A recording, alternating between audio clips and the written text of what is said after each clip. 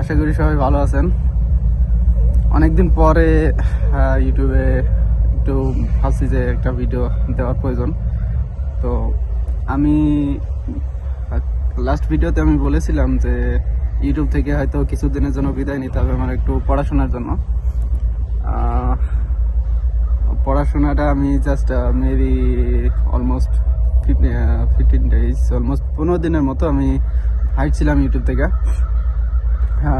কারণ আমি বলছিলাম যে পড়াশোনা নিয়ে একটু খুবই ব্যস্ত ছিলাম, শুধুমাত্র পড়াশোনা এবং কাজের চাপ, পড়াশোনা এবং খুব একটা টাইম ভালো ছিল না আমার হাতে, খুবই ব্যস্ত ছিলাম। তো আজকে একটু ফ্রি, খুব একটা ফ্রি এমনটা না, আজকেও ব্যস্ত, কিন্তু জাস্ট মেবি 10-20 মিনিটের জন্য আমি একটু ফ্রি আছি হয়তো, জাস্ট একটা ভিডিও করে। অনেকদিন ইউটিউবে আপনাদের সাথে দেখা হয় নাই।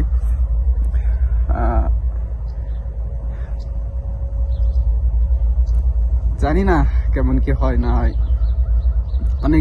সবসময় অনেক চিন্তিত থাকি। ডকুমেন্টস, আমার স্টাডির কি হবে। অ্যাকচুয়ালি আমি যে কোনো ইংলিশ মিডিয়ামে তো কোনো সময় পড়াশোনা করিনি। বাংলাদেশে তো সবসময় বাংলা মিডিয়ামে পড়াশোনা এবং স্কুল লাইফের পড়াশোনা, স্কুল কলেজের জন্য।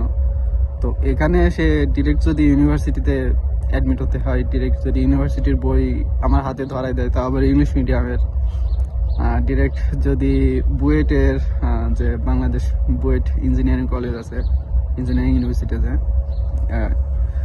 সেই বুয়েটের বই যদি, ইঞ্জিনিয়ারিং বই যদি আমার হাতে ডিরেক্টলি ধরাই দেয়, তো এটা কেমনে কি, তাও আবার ইংলিশ মিডিয়ামে। যদি বাংলা হয়তো তাও হয়তো আমি ঠিকঠাক পড়াশোনা করতে পারতাম। এখন পড়াশোনা জাস্ট একটা কমপ্লিট হয়েছে, একটাতে পাস করছি আলহামদুলিল্লাহ, ভালোভাবে পাস হয়ে গেছে। তবে যেটাতে পাস করছি ওইটা আগে আমি 3বার ফেল করছি, পরীক্ষা দিয়েছি ডিরেক্ট। এবং আমি পড়াশোনাটা হচ্ছে নিজ দায়িত্বে, এখানে আমি কোনো জায়গায় ইউনিভার্সিটিতে ভর্তি হয় নাই কিংবা কোনো ক্লাস করি নাই। যা ক্লাস করছি ইউটিউব থেকে, জাস্ট ইউটিউব থেকে, এবং অনলাইনে জাস্ট পিডিএফ কপি একটা বই পাওয়া যায়, এই বই এবং ইউটিউবে কিছু ক্লাস করছি নিজের মতো, নিজের স্বাধীন মতো। তো ক্লাস করার পরে পরীক্ষা দিছি। পরীক্ষাতে 1 time fail, 2nd time fail, 3 Times fail, 4 Times থেকে আমি গিয়ে 4বারের বেলায় আমি পাস করছি। তো আলহামদুলিল্লাহ এখন পাস করছি এবং আমি একটা সার্টিফিকেট পাইছি। নেক্সট উইকে, গতকালকে গেছিলাম কিন্তু গতকালকে অফিস বন্ধ ছিল। তো আমি ভাবছি নেক্সট উইকে আবার নতুন এক জায়গায় ভর্তি হতে হবে। এখানে একা আর সম্ভব না, আমার ভর্তি হতে হবে এবং ক্লাস করতে হবে। ছোট একটা ক্লাস, ছোট ক্লাস বললেও ভুল হবে, 15 ঘন্টার ক্লাস। এবং 15 ঘন্টার যদি ক্লাস করি তো আমি কন্টিনিউ তো প্রতিদিন ক্লাস করতে পারবো না। অনলাইনে কিছু ক্লাস করব, ফিজিক্যালি ইন প্লেসে অফিসে গিয়ে কিছু ক্লাস করব। প্রতিদিন যখন করতে পারবো না, আমি হয়তো উইকলি 1 ডে অথবা 1 ডে 2 ডেজ আমি ক্লাস করতে পারবো। আমি এখানে ভর্তি হতে হবে। তো আজকেও অফিস বন্ধ, আজকে সানডে, আজকে অফিস বন্ধ, আজকে যাবো না। কালকে তো কাজে যেতে হবে, কালকে আমি অফিসে যেতে পারবো কিনা নট শিওর।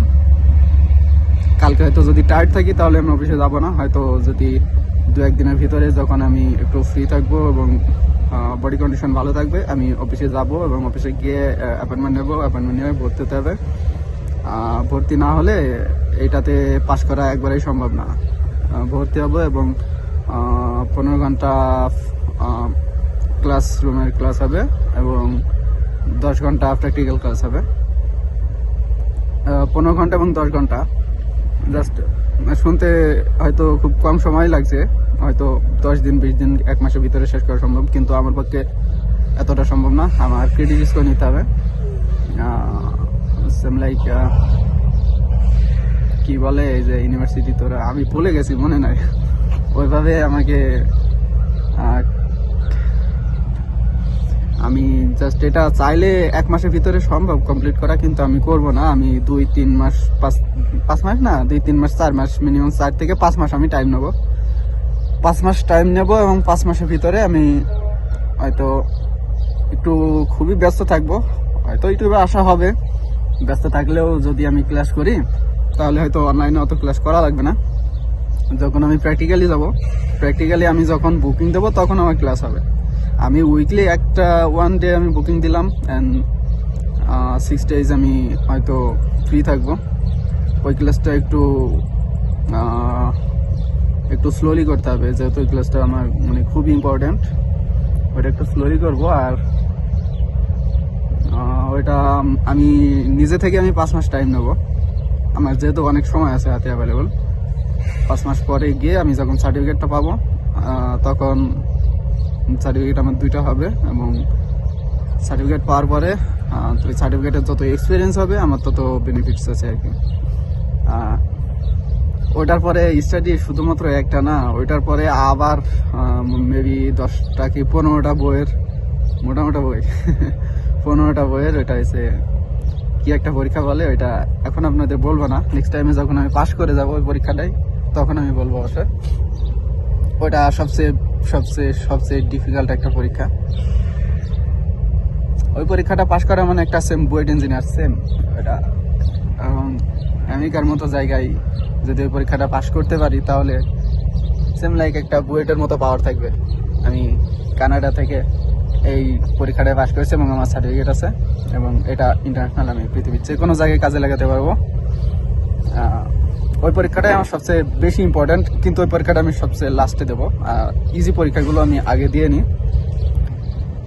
অ্যাকচুয়ালি আমি এখানে স্টাডি করতে আসি নাই, এখানে আমি চাকরি করতে এসেছি। কিন্তু চাকরি করতে এসে দেখছি সেম লাইক আমি যদি স্কুল কলেজে লেখাপড়া করতাম তার চেয়ে পড়াশোনা এখন বেশি করতে হচ্ছে চাকরি করতে এসে। তো নো ওয়ে, আমাকে যদি পড়াশোনা না করি তাহলে চাকরিটা কন্টিনিউ করতে পারবো না। চাকরি করতে হলে পড়াশোনা করতে হবে। No way, nothing to do, আমাকে করতে হবে, কিছু করার নাই। পড়াশোনা, চাকরি, নিজের টেক কেয়ার, খাবার দাবার, খুবই ডিফিকাল্ট একটা সময়। যতটা ইজি ভাবেন আপনারা দেশে থেকে, এতটা ইজি না। গতকালকে একটা ভিডিও দেখছিলাম ইউটিউবে সায়েন্স ওয়ার্ল্ডের। সাইম ভাই এখানে মেবি অন্টারিওতে না কোথায় থাকে আমি জানি না, এখান থেকে Ontario maybe 7,000 kilometre, know maybe 5,000 kilometre, 5 to 7,000, I don't know. Science ওয়ার্ল্ডের যে ভিডিওটা দেখছিলাম, অনেক ডিফিকাল্ট লাইফ ইন কানাডার ভিতরে, অনেক ডিফিকাল্ট। আমি যখন সিঙ্গাপুরে ছিলাম কিংবা দেশে ছিলাম তখন আমি বুঝতে পারতাম না, বুঝতে চাইতামও না, এবং আমি নিজেও মানে বোঝার দরকারও ছিল না তেমন একটা। ভাবতাম যে সবাই যখন থাকতে পারে বিদেশে গিয়ে ফ্রিডমলি, কত সুন্দর লাইফ জীবনযাপন করে।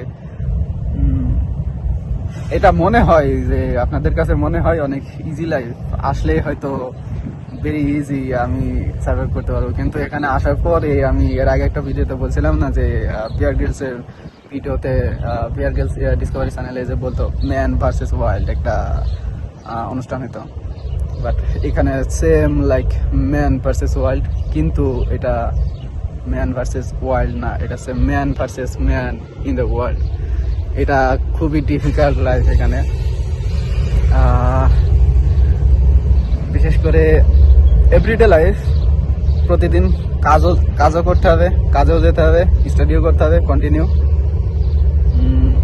স্টাডিগুলো যখন আমি কমপ্লিটলি পাস করে যাব হয়তো তখন লাইফটা একটু ইজি হতে পারে, কিন্তু পাস করে স্টাডির লাইফটা এবং কাজের লাইফটা যদি পাস করে এটা কমপ্লিট করতে ইন টোটাল আমার 2 ইয়ার্স থেকে 3 ইয়ার্স টাইম লাগবে।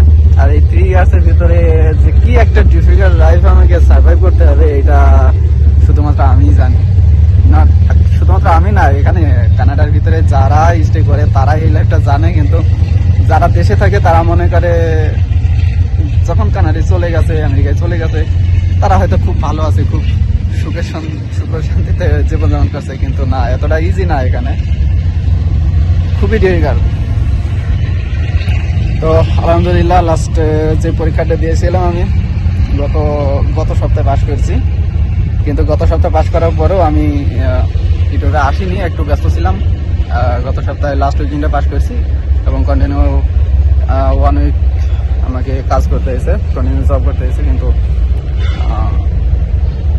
যখন জবে যাই তখন অনেক স্ট্রেস থাকে, অনেক টায়ার্ড থাকি, আর এমন সেভাবে ভিডিওটা দেওয়া হয় না। আজকে একটু ফ্রি আছি, জানি না সাউন্ড কেমন শোনা যাচ্ছে। সমস্যা আছে পাশে যে এই যে ব্যারিকেডটা দেখছেন না, ওয়াল মতো, এটার ওই পারে আছে ট্রেনের জংশন। আর এই ট্রেনটা হচ্ছে সেম লাইক বাংলাদেশের মতো ট্রেন, এই যে বাংলাদেশে যে বড় বড় বগি থাকে না, ওইটা ট্রেন, ওই ট্রেন। কিন্তু এখানে এই ট্রেনে কোনো যাত্রী বহন করে না, এই ট্রেনে শুধুমাত্র মালবাহী ট্রেন আর কি, মালামাল বহন করে। এক প্রভিন্স থেকে আরেক প্রভিন্সে যায়, এক প্রভিন্স থেকে আরেক প্রভিন্স। এটা দূরত্ব প্রায় 500 থেকে 600, 1000, ওভার 1000 কিলোমিটার পাবে। এই জন্য এই ট্রেনগুলো শুধুমাত্র মালবাহী কাজে ব্যবহার করা হয়। যাত্রীবাহী ট্রেন এর আগে একটা ভিডিও শর্টস দিয়েছিলাম, মেবি এর আগে একটা শর্টস দিয়েছিলাম, ওইটা শুধুমাত্র ওইটা ট্রেন না, এটা কি কি যেন বলে, টয় ট্রেন নাকি আর একটা বলে, আমি ভুলে গেছি। 2-3টা বগি থাকে, খুব একটা বেশি না, সেম লাইক এমআইটের মতো। সিঙ্গাপুরে এতটা স্মার্ট না, তবে ওই ট্রেনগুলো শুধুমাত্র সিটির ভিতরে থাকে। তো আমি যে সিটিতে আছি, এই সিটি খুবই ছোট একটা সিটি, হয়তো 10 কিলোমিটার 20 কিলোমিটার মতো, 20 থেকে 50 কিলোমিটার মতো হবে আর কি। এই সিটিতে ওই ট্রেনটা নাই, আর সিটির একবারে লাস্টের দিকে থাকি তো। আর এখানে আছে ট্রেনের এই জংশনটা, অনেক সাউন্ড হয়, বেড সাউন্ড। শুধুমাত্র এখন না, অলওয়েজ 24 ঘন্টা সব সময় এই সাউন্ডটা হতেই থাকে, বিরক্তিকর। যখন রাত 12টার দিকে ট্রেনের আসি সাইরেন মারে, তখন এমন একটা জোরে সাউন্ড হয়, মানে ঘুম তো অবশ্যই ভাঙে না, কিন্তু একটু বিরক্ত হয় লাগে আর কি। যাই হোক, পিছনের পরিবেশটা একটু সুন্দর লাগছে, তাই না? শুধুমাত্র সুন্দর না, খুব ডিফিকাল্ট লাগে যখন আমি অনলি পরিবেশ দেখলে এবং এইভাবে সুন্দরভাবে ঘোরাফেরা করি, জাস্ট শুধুমাত্র এতটুকুই আমরা তুলে ধরি। আর যে ডিফিকাল্ট লাইফটা, যেটা প্রতিদিন আমরা কন্টিনিউয়াসলি পার করি, এই যে সুন্দর লাইফ, এটা তো শুধুমাত্র 5 মিনিট 10 মিনিট অথবা একদিনের জন্য। প্রতিদিন যে ডিফিকাল্ট লাইফটা পার করি, ওইটা তো তুলে ধরা সম্ভব হয় না। আর ওইটা যদি তুলে ধরি, কেউ এখানে আসতে চাইবেন না, খুবই ডিফিকাল্ট। তো আসার আগে একবার চিন্তা ভাবনা করাই ভালো। আমি এখানে আসার পরে কয়েকবারই মনে করেছিলাম, শুধুমাত্র একবার না, কয়েকবার মনে করেছিলাম যে আমি কি সিঙ্গাপুরেই ভালো ছিলাম। এমন করে একটা ভিডিও দিয়েছিলাম, আমি কি সিঙ্গাপুরেই ভালো ছিলাম নাকি এখানে এসে ভালো আছি।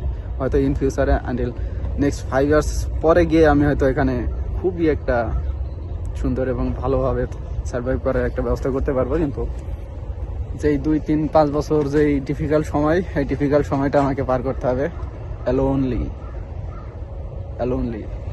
ইটস ওকে ফর মি, আমি এটা অ্যাকসেপ্ট করি। নেভার মাইন্ড, ডিফিকাল্ট সময় তো কতই পার করলাম, এটা নাই আর একটু ডিফিকাল্ট সময় পার করি, আর তো কয়েকদিন, সমস্যা নাই, কেটে যাবে, যে কোনোভাবে কেটে যাবে। তো দেখি, এখন এতটাও ফ্রি না আমি, এখন একটু বাজারে যাব, মার্কেটে যাব। ঘরে খাবার শেষ, কালকের জন্য খাবার আনতে হবে, রান্না করতে হবে। বিকেলের দিকে এসে রান্না করব একাই। এখন যাব, অলমোস্ট বেলা 12টা বেজে গেছে। এখন বাজারে যাব, বেলা 3-4টার দিকে আসবো, এসে 5টার দিকে 6টার দিকে রান্না বাড়া করে আবার ঘুমাই পড়বো। আর যদি প্রপারলি ঘুমাতে না পারি, তাহলে তো পরের দিন কাজ আছে, কাজে গেলে একটু ডিফিকাল্ট হবে। আর প্রপারলি ঘুমাবো কিভাবে? নাইট মাত্র 5 আওয়ার্স, মাত্র 5 ঘন্টার রাত আর 19 ঘন্টা ডে টাইম। 5 ঘন্টা রাত, 19 ঘন্টা ডে টাইম। তো সবাই ভালো থাকেন।